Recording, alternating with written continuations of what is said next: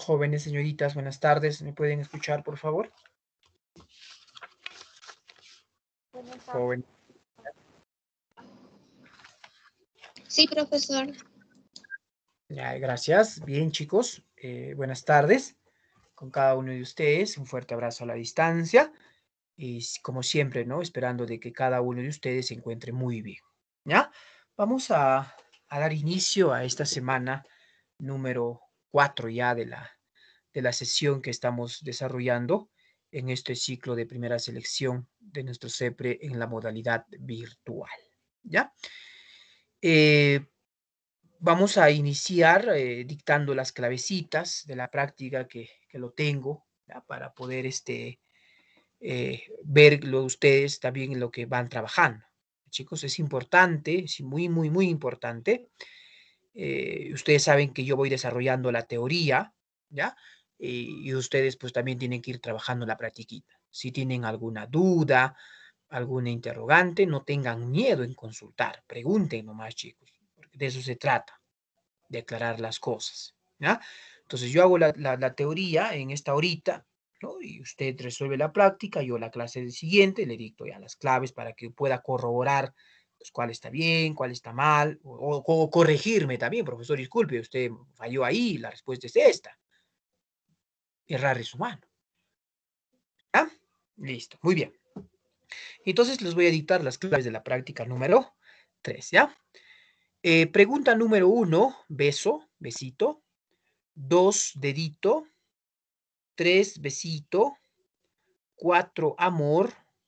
5, dedito. 6, amorcito. ¿Ya? 7, casita. 8, casita. 9, amorcito. 10, besito. 11, enanito. 12, amorcito. 13, enanito. 14, chiquitito. 15, cementerio. 16, erectus. 17, amorcito. En la pregunta 18 no hay clave, chicos. ¿Por qué? Si nos damos cuenta, podemos visualizar 5 personajes, 5 líderes. Líderes. Bueno, ya Antumala líder, bueno, no sé, ya, bueno, pero bueno, ya 5 personajes ahí. Y hay 4 movimientos políticos, ¿no? Movimientos o partidos políticos, podemos visualizar ahí 4. Entonces, si bien es cierto, Mario Vargas Llosa fundó el Movimiento Libertad, Keiko Sofía Fujimori Fuerza Popular, Alejandro Toledo Perú Posible, ¿no? Ollanta Humala el Partido Nacionalista. Lo que estaría faltando es la agrupación de Vladimir Cerrón, ¿no? Como es conocido por cada uno de nosotros, Perú Libre, pues, ¿no? Y entonces, en ese caso, la clave más cercana, posiblemente hablando, sea la D, ¿no? No hay otra, pues, ¿no? La más cercana, la más fácil de poder encontrar. Entonces ahí la clave, chicos, arreglarlo un poquito, sería la D. No hay otra. Dedo, dedo. ¿Ya? Pregunta 19, respuesta correcta, Candy, Candy. Y pregunta 20, chiquitito, chiquitito. ¿Ya?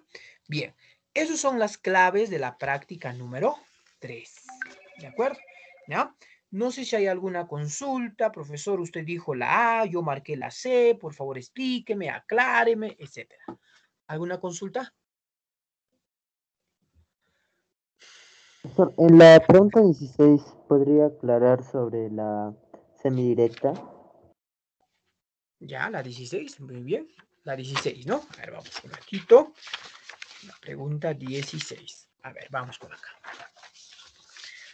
Nos dice la pregunta 16. Determine la verdad o falsedad sobre la democracia, nos dice. ¿Surge en Francia? No. El origen de la democracia está en Grecia, en Atenas, con el padre de la democracia, Solón. ¿Ya? Entonces eso es falso. La semidirecta se da mediante el referéndum, iniciativa legislativa, etcétera, nos dice, ¿no? Allá. En la democracia, chicos, en democracia, dentro de los tipos, encontramos la democracia primero indirecta, ¿ya? Primero, para poder explicar la semidirecta. La indirecta ¿Ya? Según este tipo de democracia, nosotros, los ciudadanos en ejercicio, ya sabes, ya te expliqué eso, nosotros los ciudadanos vamos a ir a las urnas, por ejemplo, a dar nuestro voto por el candidato que a mí me parezca más correcto. Entonces yo le doy mi voto. Entonces, obviamente gana el candidato que tiene mayor cantidad de votos. Pues, así yo haya votado por B, pero ganó A, pues el alcalde o, ¿no? O el presidente. Ganó porque tiene más votos. Entonces, ganó un gobernador regional. Muy bien. Eso se llama democracia indirecta. Vamos a dar poder a las autoridades. ¿De acuerdo? Ahora, surge la democracia semidirecta. ¿Por qué? Si en los Estados Unidos había surgido la democracia indirecta, ya, en Suiza, perdón, surge la democracia semidirecta. ¿Por qué? Porque las autoridades que el pueblo había empoderado a través de su voto hacían lo que le da la gana. Entonces, obviamente en el Perú se coge ese modelo, se copia ese modelo y también se practica la democracia semidirecta, donde nosotros, los pobladores, los ciudadanos, vamos ¿a qué? Vamos a ejercer ese control político de las autoridades y también la participación política. Entonces, si nosotros hemos elegido congresistas y esos congresistas van a hacer leyes, pero yo también tengo el derecho de proponer una ley. Eso se llama iniciativa legislativa. Y eso está determinado dentro de la democracia semidirecta. Entonces, si yo leo el ítem 2, nos dice, la democracia semidirecta se da mediante referéndum, iniciativa legislativa, claro, etcétera. En ese etcétera podemos encontrar revocatoria, remoción, rendición de cuentas, iniciativa de reforma constitucional, presupuesto participativo podemos encontrar. ¿Eso es democracia semidirecta? Sí, correcto, varón. ¿De acuerdo? ¿Ya? Y en el último nos dice, en la democracia indirecta, el pueblo elige a sus representantes. Claro, el pueblo elige a sus representantes, varón también. ¿Ya? Entonces nos pueden preguntar en el examen. El 6 de junio se llevó a cabo la segunda vuelta electoral en el Perú, cuyos candidatos fue la señora Fujimori y el señor Castillo. ¿Qué tipo de democracia se puede percibir en ese hecho? ¿Qué dicen ustedes? Indirecto. Indirecta. Claro, democracia indirecta. ¿Ya? Listo. No sé si hay alguna otra duda, chicos, por favor. ¿Alguna otra duda? Ya, parece que no la hay. Muy bien. Dicho ello, rapidito nomás, porque el tiempo no nos va a alcanzar. Creo que en el chat hay alguna pregunta. Ya bueno, ya ver, vamos por acá. Vamos a ir por acá. Vamos a compartir la pantallita. A ver. Vamos a empezar por acá. Listo. Muy bien. Esta semana 4 nos toca hablar de la cultura de la legalidad y la norma jurídica suprema. Cultura de legalidad, chicos. Y eso es lo que nos falta mucho a los peruanos. Cumplir las leyes y hacer que las leyes se cumplan. ¿De acuerdo? Eso es la cultura de legalidad. Y la norma jurídica suprema, un poquito de la Constitución. ¿Qué cosa es la Constitución? Eso también habríamos que preguntarnos, que más adelante lo vamos a dialogar. Entonces, partiríamos diciendo lo siguiente, chicos. A ver.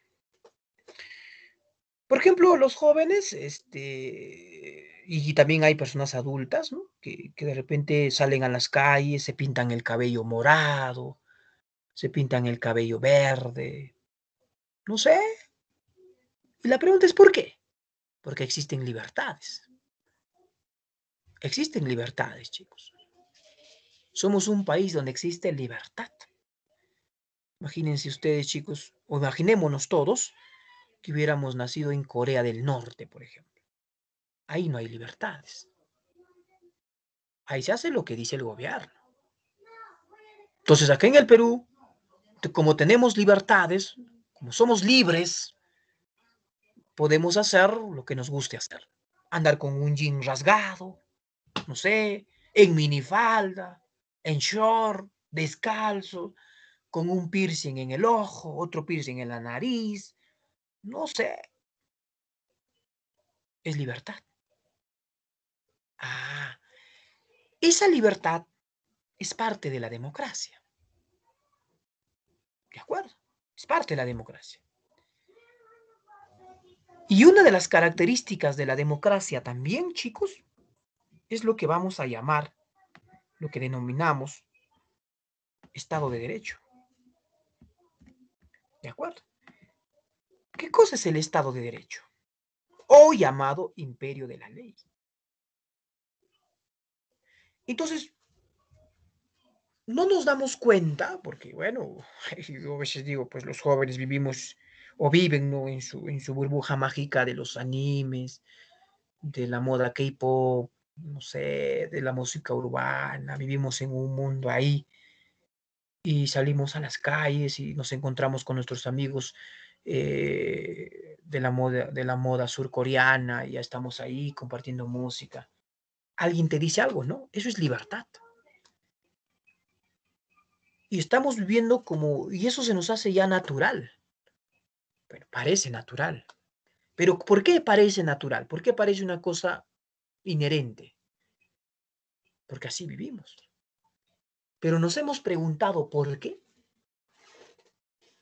Ah, si tú te hubieras preguntado por qué, entonces la respuesta es, porque en nuestro país vivimos bajo un Estado de Derecho, donde se tiene que respetar y cumplir lo que dice la Constitución política. ¿De acuerdo? Usted puede estudiar en el colegio que a usted le pegue la regalada gana. Puede estudiar en la universidad que le pegue la regalada gana, la carrera que le guste, de su elección. ¿Por qué? Porque en el Perú existen libertades.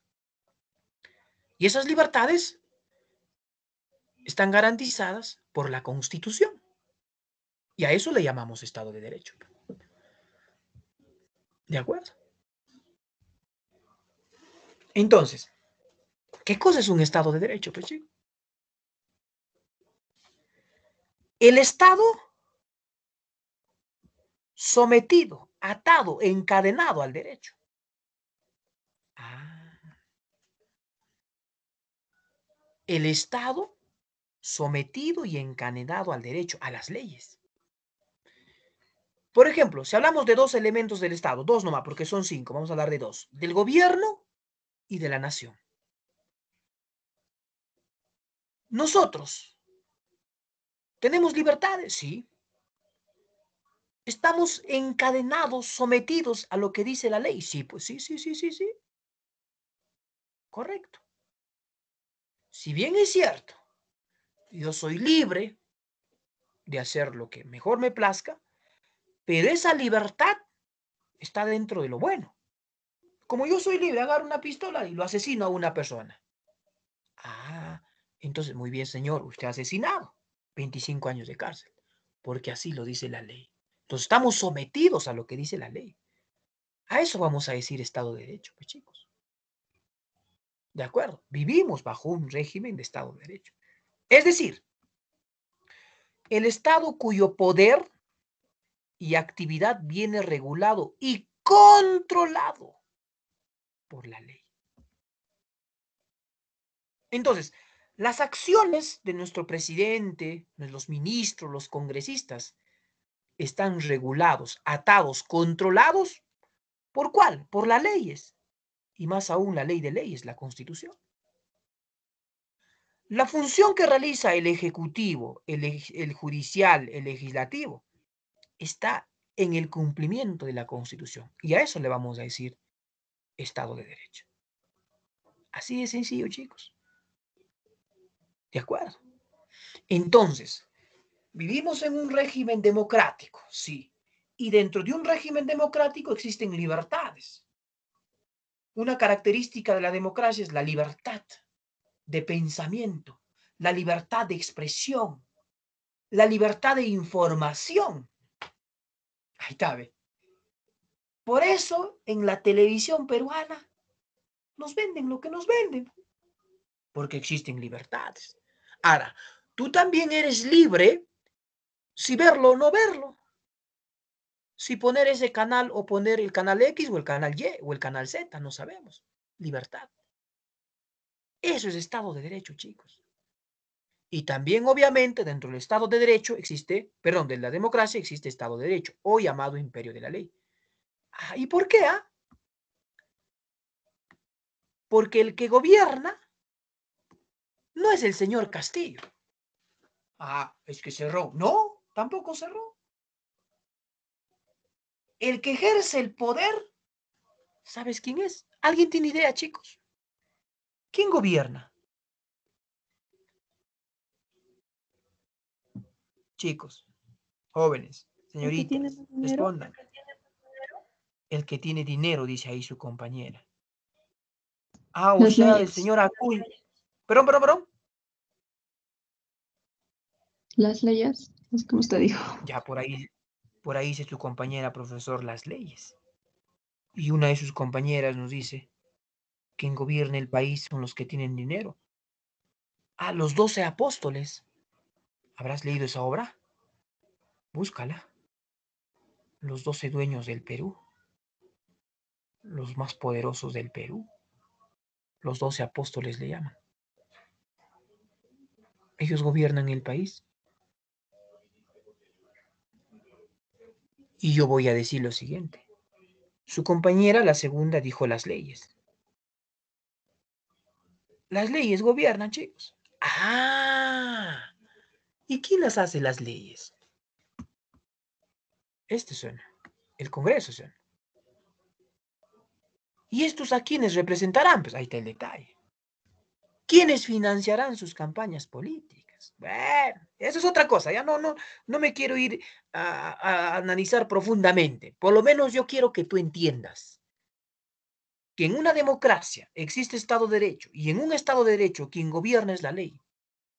O sea, que el señor Castillo es títere de la ley. Que el señor Castillo es el títere. ¿De quién? De la Constitución.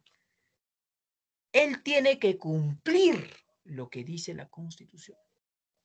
Por ejemplo, en la Constitución dice que el último día del mes de agosto, el Ejecutivo debe llevar el presupuesto de gasto del próximo año. El día lunes 30 o más será el martes 31, el presidente de la República, representado en el Premier, llevó el proyecto de ley del presupuesto y la cuenta general de la República. ¿Y quién dice eso? La Constitución. El señor Castillo ha sido proclamado presidente. ¿Quién lo proclamó? ¿Alguien me puede decir quién lo proclamó? ¿El Jurado Nacional de Elecciones? Excelente. El Jurado Nacional. ¿Y quién dice eso? Eso lo dice la Constitución. ¿Se dan cuenta? Entonces, a eso le llamamos Estado de Derecho. Pero por ejemplo, si nos vamos a la antigua Francia, cuando se vivía en una monarquía, entonces yo era el monarca, el rey francés. Yo era el todopoderoso. Yo iba a morir. ¿Elegían al nuevo rey? No. Eso era hereditario. ¿Se dan cuenta? En cambio, en un Estado de Derecho no es así. En un Estado de Derecho se cumple lo que dice la ley y la Constitución. Por eso, en esta parte final nos dice, no, es el gobierno de las leyes, no de las personas. Entonces, ¿quién investiga los delitos en el Perú? El Ministerio Público, el fiscal. ¿Y quién dice? La Constitución. Es por eso, chicos, que cuando, un ejemplo, tú estás caminando por la calle y encuentras una persona que se ha suicidado, está colgado del árbol como piñata, ¿va a venir la policía y lo va a bajar? No. Policía acordonará el lugar. ¿Quién tiene que venir? El fiscal de turno. El fiscal de turno. ¿Quién dice? La Constitución, las leyes. Usted usted está en el parque, conversando con sus amigos, ¿no? Y viene el serenazgo. Hey, ¿por qué están ahí? Estamos conversando. ¿Te puede detener el serenazgo? No. El serenazgo te podrá decir, señores, ¿saben qué? Distanciamiento, por favor, ¿no? Te podrá decir, pero no te puede detener. Quien te puede detener es el policía. Señores, documentos. Ah, bueno, policía, claro, policía. Yo estoy manejando mi carro, viene el serenazgo, señor, deténgase. ¿El serenazgo? ¿Usted está loco? ¿Por qué le tengo que hacer caso? Soy la autoridad. Usted es serenazgo, no es policía. El que me puede detener es el policía. Entonces, en un Estado de Derecho, quien gobierna es la ley, no las personas. Las personas somos títeres de la ley. ¿Me dejo entender? ¿De acuerdo? Muy bien. Entonces, aquí mencionábamos un poquito, para las características ya del Estado de Derecho, prima la ley. Lo más importante es la ley. La Constitución, la ley de leyes, el Código Civil, el Código Penal, ¿no? ¿Ya? Se garantizan los derechos humanos, se protegen. ¿Ya? El artículo 1, artículo 2, el artículo 2 hasta el inciso 24 de nuestra Constitución están las leyes, están nuestros derechos. ¿Ya? Profesor, yo tengo mucha gente, ¿no? Yo a veces a los alumnos cuando hacía clases presenciales, a ver, dime tus derechos. Profe, mis derechos es esto, X, Y, Z, Z. ¿Y dónde están? ¿Quién dice? Profe, así me han dicho, es que tengo derechos. No podemos responder así. Entonces, en la Constitución están nuestros derechos. Hay que leer, pues. ¿Ya? En un Estado de Derecho existen separación de poderes. El legislativo, poder ejecutivo, poder legislativo, poder judicial. Todos se rigen de acuerdo a lo que establece la Constitución. Tres puntas de un mismo iceberg. Separados. Separados. Separación de poderes. ¿De acuerdo? Control y fiscalización de los poderes del Estado. Ah, muy bien. Señor ministro de Trabajo, usted está, creo que vinculado a Movadef, usted creo que tiene vínculos con Sendero. A ver, venga, señor, al Congreso. A ver, responda a las preguntas. A ver, control y fiscalización. ¿Se dan cuenta? Entonces, esas son las características más importantes que se establece dentro de un Estado de Derecho. ¿Ya? Muy bien. A ver, aquí. A ver, vamos acá en esta imagen que estoy presentando, en esta diapositiva. A ver, vamos a preguntarle, vamos a consultarle a uno de sus compañeros o compañeras. Ahora vamos a preguntarle a, por ejemplo, Ángela Tamia Remusgo. Señorita Ángela, ¿me escucha? Sí, profesor, sí, lo escucho. Buenas tardes, hijita, espero que estés bien. A ver, hijita, si usted observa esta diapositiva que estoy mostrando aquí, ¿qué le llama la atención o qué cosa? A ver, si usted lee, de repente usted habrá escuchado algo de lo que está aquí en la realidad, en nuestro país. ¿Qué cosas puede identificar de esta diapositiva que te estoy presentando?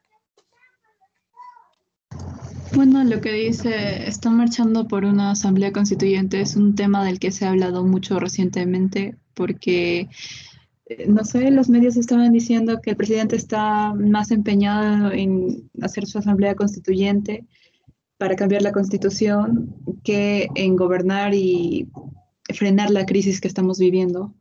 Yo pienso, bueno, si puedo dar mi opinión, la Asamblea Constituyente no creo que sea todavía necesaria. Ahorita tenemos otras prioridades por la pandemia, pero tal vez en un futuro podría ser. Ya, Ya, bueno, excelente, gracias. Perdón, sigue, hija, disculpa que te corte, sigue. no, profesor, eso era todo sobre la Asamblea Constituyente, que creo que Ya, son distintos sectores que se reúnen, ¿verdad? Cada uno con su ya, representante para acordar hacer una nueva constitución. Ya, profesor. ya, muy bien, gracias, hija, te agradezco, muy bien, excelente su opinión, su participación. Yo les voy a decir lo siguiente. A ver.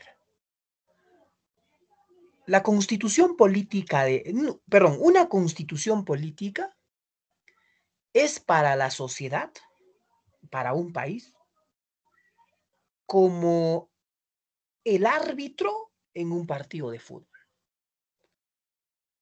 ¿Ustedes se imaginan un partido de fútbol sin árbitro y sin reglas? Es un caos. Es un caos. Entonces, la constitución política es lo mismo. Porque ese documento regula la vida de nuestro país. Política, social, económica, cultural. Yo estoy en total, y su compañera lo ha dicho muy claramente, profesor, hay otras prioridades. Ejemplo, la inseguridad.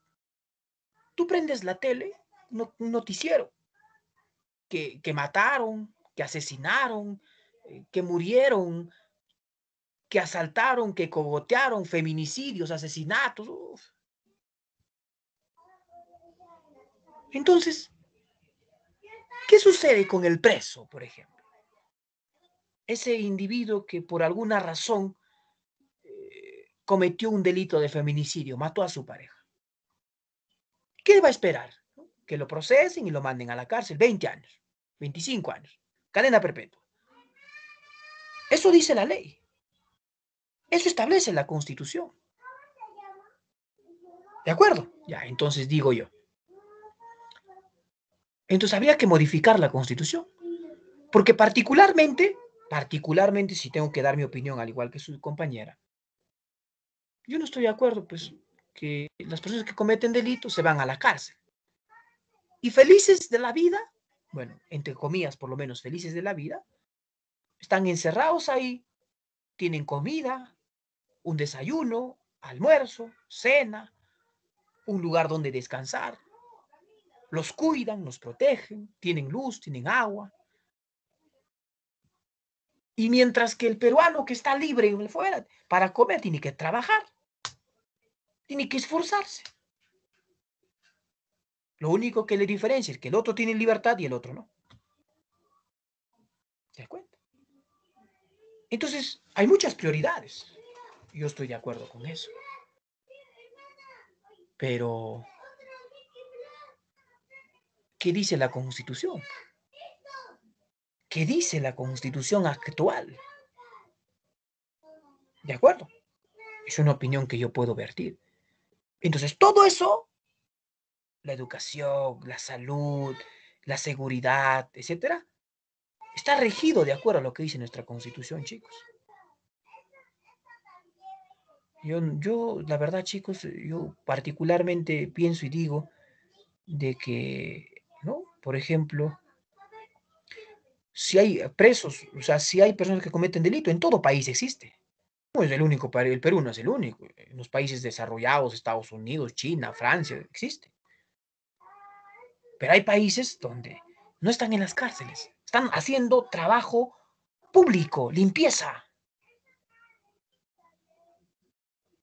Yo pienso eso. Encadenado, con su grillete, agarrado su escoba, que limpia la calle, güey. Que arregle los parques, que se gane, pues, ¿no? Eso debe suceder. Pero eso no dice la Constitución. Eso no dicen las leyes. Entonces, el delincuente delinque, lo meten a la cárcel, sale, vuelve a delinquir, vuelve a salir, vuelve a delinquir y así. Hay muchas cosas, chicos. Pero todo eso está regulado por la ley. Porque como hace un rato lo decíamos, como hace un instante lo decíamos, pues, chicos, ¿quién gobierna? La ley y la Constitución. Entonces tiene que cumplirse lo que dice la Constitución.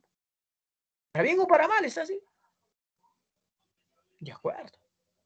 Toda opinión es respetable, no hay problema.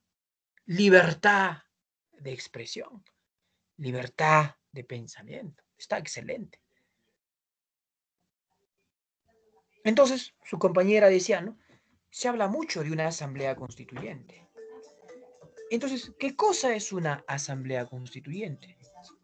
¿Qué cosa es una asamblea constituyente? Y yo me pongo a pensar, ¿no?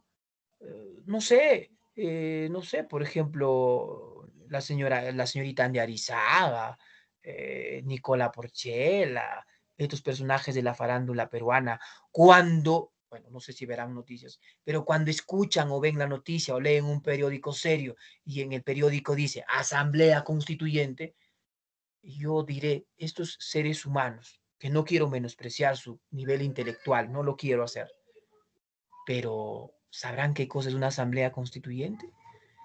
¿Sabrán qué cosa es un congreso constituyente? ¿Sabrán qué cosa es un referéndum constituyente? ¿Sabremos qué cosa es un poder constituyente? Esa es una gran pregunta. Y muy bien lo ha dicho su compañera en estos últimos tiempos, el señor Castillo, ha hablado dentro de su campaña política de una asamblea constituyente, de modificar, cambiar la constitución. ¿Cierto?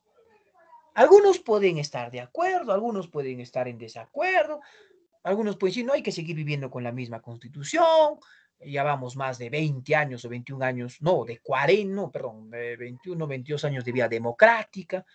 Bueno, puede ser,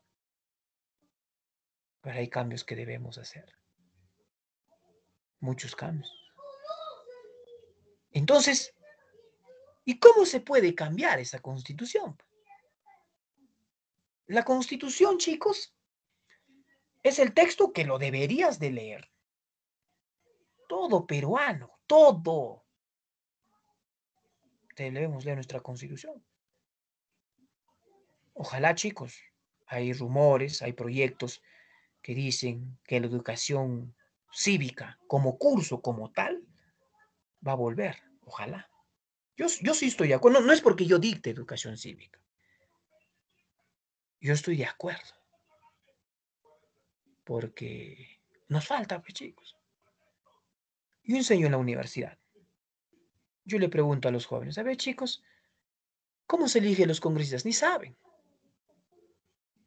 ¿Cómo se elige a los miembros del Tribunal Constitucional? ¿Qué hacen los miembros del Tribunal Constitucional? ¿Qué cosa es eso, profesor? Claro, como la juventud probablemente está más metido en la música urbana, entre cosas vanidosas, etc. No estamos pues al tanto de lo que sucede en nuestro país. Y eso nos falta educación cívica. Entonces, debemos conocer. ¿De acuerdo? Entonces, la Constitución, ya lo dije hace un rato, es la norma más importante en nuestro país. ¿Y cómo se hace eso? ¿Cómo se puede hacer? Entonces, a eso se llama poder constituyente. El poder constituyente es la fuerza, es el derecho que tiene el pueblo para hacer una nueva constitución. Mira, escucha y entiende. Es la fuerza, es el derecho, es el poder que tiene el pueblo para elaborar una nueva constitución. Ah, o sea, profe, los 33 millones de peruanos, sí. ¿Y cómo nos vamos a reunir los 33 millones de peruanos para hacer una nueva constitución? Sin un Congreso de la República donde alguien se exprese en quechua, lo silban, etc. En el Perú hay más de 4,5 millones de pueblos originarios que hablan su quechua. Aymara, Machiguenga, Bora, Shipibo, Ashaninka, Cauqui, etc. Entonces, ese poder constituyente, que es la fuerza de elaborar una nueva constitución, se puede hacer. Ese poder constituyente se puede encaminar a través de una asamblea constituyente, a través de un congreso constituyente o a través de una convención constituyente, que son las tres formas de elaborar una nueva constitución. Y aquí yo le he puesto igual, ¿ve? Es decir, la asamblea o la convención es casi lo mismo, con unas ciertas diferencias que más adelante lo vamos a explicar. Entonces, chicos, cuando tú leas la palabra constituyente en tu cabeza, constituyente. Massa dijo constituyente, constituyente, constituyente. En tu cerebro tienen que estar relacionados con la constitución política. ¿De acuerdo? Entonces, dentro de las formas del poder constituyente, podemos encontrar aquí la Asamblea Constituyente y el Congreso Constituyente. ¿Se dan cuenta? ¿De acuerdo? Que esos son los dos más importantes. Que lo vamos a explicar. Sí, sí, escucho. Profesor, ¿y el referéndum constitucional? Y ya. O llamado referéndum constituyente, que ahorita lo voy a explicar. No te preocupes, mira, a ver, acá también está, ¿ve? Mira. Cabe referéndum constituyente. Que ahí te voy a explicar, no te preocupes. ¿Ya? Un segundito. Entonces, empezamos por acá. ¿Qué cosa es una asamblea constituyente? ¿Y qué cosa es un congreso constituyente? ¿Qué se entiende? Entonces digo lo siguiente. Lo primero que te diría es lo siguiente. Que en estos tiempos no se podría dar un congreso constituyente, pero sí una asamblea constituyente. Que ahorita te explico por qué. ¿Ya? Entonces digo, ¿qué cosa es una asamblea? Es la reunión de representantes elegidos por voto popular. ¿Qué podemos deducir de esa pequeña definición? Reunión de representantes elegidos por voto popular. Para cumplir el deber exclusivo, único, de hacer una nueva constitución. O sea, de cumplir la función constituyente. ¿De acuerdo? Ya. Cabe la probabilidad que hasta ahí no hayas entendido nada. Un ratito. Ahorita lo vamos a hacer un poquito más fácil. Si nos vamos al Congreso Constituyente, digo, es la reunión de representantes elegidos por voto popular. Hoy, profe, está igual. Profe, igualito. Parece, ¿no? Para elaborar una nueva constitución. Ahí está, profe, igual. Ah, aquí está la diferencia. Y otras normas. O sea, para cumplir la función constituyente, legislativa y fiscalizadora. Ahí está. Ahí está la diferencia. Me dejo entender. Entonces, ¿qué cosa es función constituyente? Ah, elaborar una nueva constitución. Función constituyente, elaborar una nueva constitución. Pero la Asamblea solo cumple esto y el Congreso no. El Congreso Constituyente no. El poder tiene la cuestión legislativa y la cuestión fiscalizadora. ¿De acuerdo? Ya.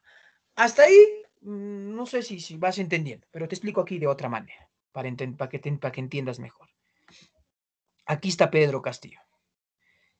Él quiere una nueva constitución, porque él lo ha hablado pues en su en su campaña política, una nueva constitución política del Perú, que no sé qué, y ya estaba acá. Entonces, él tiene dos caminos para recorrer, que son los más formales, dos caminos. Este puede ser el camino amarillo o puede ser el camino negro. Ya. Si él escoge el camino amarillo, entonces está hablando de una asamblea.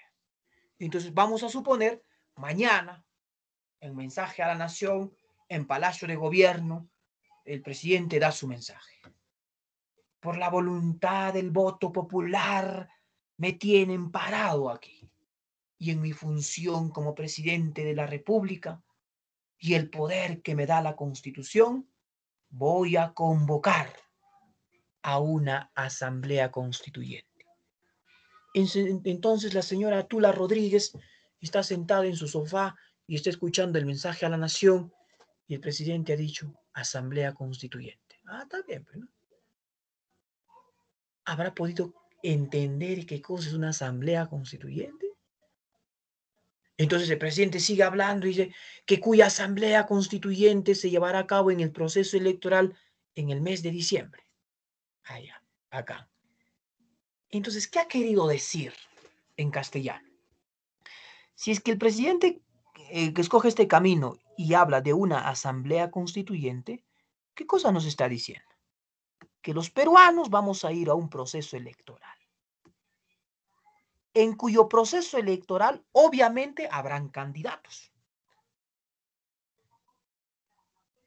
No sé, habrán candidatos por región. El profesor Massa será candidato por la región Junín, porque él quiere formar parte de esa asamblea constituyente. Entonces dice, vamos a leer nuevamente. Es la reunión de representantes elegidos por voto popular. Allá. Entonces la asamblea dice, este conjunto de representantes, este conjunto llamado asamblea constituyente, vienen de elección popular. Y cuando dice elección popular, está hablando pues que el pueblo lo ha elegido.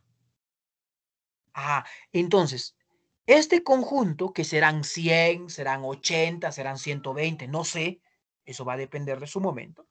Entonces, este conjunto de personas va a cumplir, ¿qué cosa dice? Va a cumplir o tiene que cumplir el deber exclusivo de dar una nueva constitución. Ahí está, pues una nueva constitución. O sea, la función constituyente. Esa reunión de esta asamblea que de repente se reunirán, ¿dónde? A ver, vamos a suponer que se reúne en la Biblioteca Nacional, en la sala el Inca Pachacútec, se reúnen en esa sala. Ahí van a trabajar, cada uno con sus asesores, su cafecito. Bueno, vamos a modificar esto, dialogan 1 mes, 2 meses, 3 meses, 4 meses, 6 meses, no sé. Al cabo de 7 meses, tienen la Constitución. Lo llevan, lo mandan al presidente de la República, el presidente lo promulga, lo publica y entra en vigencia. Y tendremos una nueva Constitución. Y terminaron. Entonces, como el profesor Massa era parte de la asamblea, se regresa a Huancayo a seguir trabajando en lo que trabaja. O sea, cuando la asamblea termina de hacer la constitución, calabaza, calabaza, cada uno a su casa. ¿Me dejo entender? ¿Por qué? Claro, exclusivo. Solo cumple la función constituyente. ¿De acuerdo? Ya, ahora. ¿Qué sucede si el presidente escoge este camino? Y mañana sale y dice, vuelvo a repetir, estoy totalmente en un 99.9% que no lo va a hacer, pero vamos a suponer que lo hace. Y dice, convoco a un Congreso Constituyente. Ya. ¿Qué nos está diciendo? Que vamos a ir a un proceso electoral, donde la población va a elegir a un grupo de representantes. Llamado, ¿qué cosa? El Congreso Constituyente. ¿De acuerdo? Ahí está, mira, lea. Es la reunión de representantes elegidos por voto popular para elaborar una nueva constitución. Allá. ¿Qué va a hacer? Va a elaborar una nueva constitución. Ahí está. Y otras normas. ¿Cuáles son esas otras cosas que hace? 2 cosas más. La función legislativa y la función fiscalizadora. Entonces, si el Congreso Constituyente elabora la Constitución en 10 meses, en 2 meses, en 1 mes, en 3 meses, no sé, ahí no hay calabaza, calabaza, no hay, porque se tienen que quedar para legislar y fiscalizar. Ahí está la diferencia, ¿ve? ¿Se dan cuenta? Ahí está la diferencia. Profesor, disculpe. Sí, le escucho. Buenas tardes, tengo una consulta. ¿Cuál sería lo más conveniente? ¿Hacer una asamblea constituyente o un congreso constituyente? ¿Ya? Entonces te voy a decir lo siguiente. Es que en estos tiempos no va a haber, no puede haber un Congreso Constituyente, no puede haber. ¿Por qué? Porque ahorita, el 11 de abril, hemos elegido un Congreso de la República. ¿De acuerdo? Esos congresistas que están en el Palacio Legislativo, esos 130, ¿qué cosa hacen? Ah, ¿sabes lo que hacen? Hacen leyes, legislan, fiscalizan, control político. Eso es lo que hacen. Para eso hemos elegido el 11 de abril a esos 130 congresistas.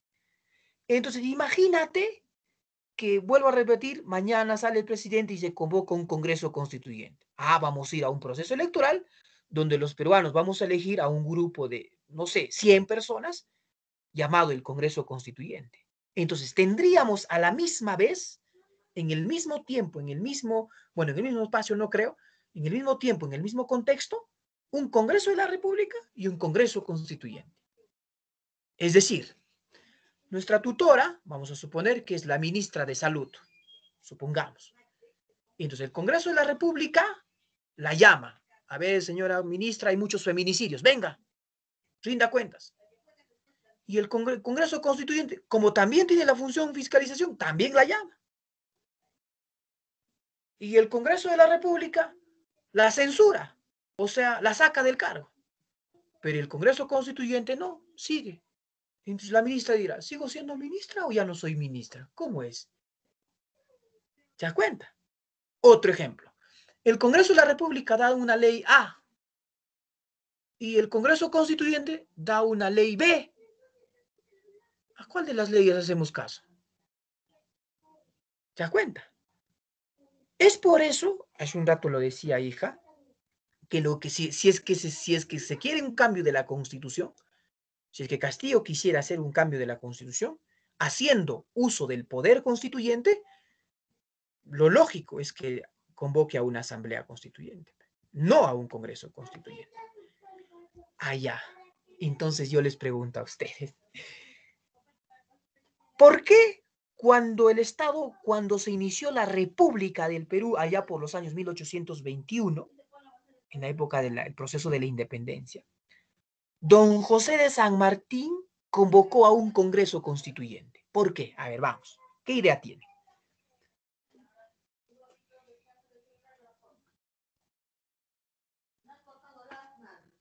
¿Por qué?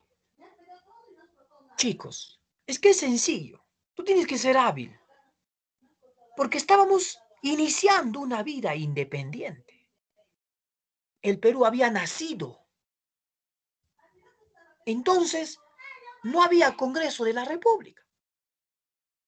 Y ni siquiera había poder ejecutivo, porque don José de San Martín era el protector, no era el presidente del país. Entonces, como protector, en su protectorado, él decide convocar a un Congreso Constituyente. ¿Para qué? Para que ese Congreso Constituyente elabore la Constitución donde están las reglas del país y a la vez legisle y fiscalice. ¿Se dan cuenta? Ahora, otro ejemplo, a ver. El año 93. Antes, el 5 de abril del 92, Alberto Fujimori, este genocida, este señor cerró el Congreso, hizo su autogolpe de Estado. ¿Cierto? Cerró el Congreso, no había Congreso. Ah, como no había Congreso de la República porque lo cerró, hizo su dictadura, ¿qué cosa hizo? Convocó a un Congreso Constituyente, porque no había Congreso de la República. Entonces este Congreso Constituyente, liderado por Jaime Yoshiyama Tanaka, hizo la nueva Constitución, aparte legisló y fiscalizó. Entonces, ahora se puede hacer un Congreso Constituyente. Ah, ¿sabes? A ver, tú eres un chico hábil. ¿Quién pudo convocar a un Congreso Constituyente en estos últimos 5 años? A ver, vamos. Nadie. Vizcarra. Ah, exacto. Excelente. Martín Vizcarra pudo haber convocado a un Congreso Constituyente. Claro, porque él cerró el Congreso de la República. No había congresistas. Entonces, él tuvo la oportunidad histórica de convocar a un Congreso Constituyente donde esas personas, esos representantes del pueblo, hubieran hecho una nueva constitución, fiscalizaban y legislaban. Ahorita no se puede. No se puede porque tenemos Congreso de la República. Porque en un Estado de Derecho existe separación de poderes, pues, hijo. Separación.